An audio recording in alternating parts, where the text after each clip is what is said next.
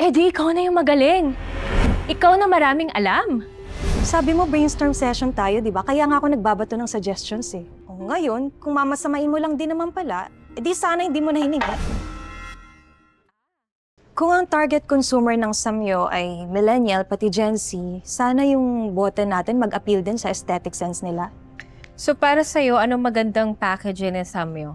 Well, kung ang Samyo ay isang floral scent with a modern twist, dapat sa bottle pa lang nakikita na yun ng mga bibili.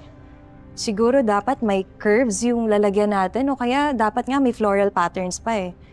Hindi yung kagaya nito na plain tsaka makanto, parang pabango ng matrona. What's wrong with a bottle with clean lines? Classic look yan ng isang pabango. Eh, ate, hindi na kasi kinakagat ng mga bata ngayon ang classic look. Tingin nila sa ganun boring. Siyempre, kailangan may exciting appeal naman para mapansin tsaka bilhin ng target market natin. Eh di ikaw na yung magaling. Ikaw na maraming alam. Sabi mo brainstorm session tayo, di ba? Kaya nga ako nagbabato ng suggestions eh. O ngayon, kung mamasamain mo lang din naman pala, edi sana hindi mo na hiningi. Ah, mayabang ka na ngayon. Bakit? May ipagmamalaki ka na ba sa amin?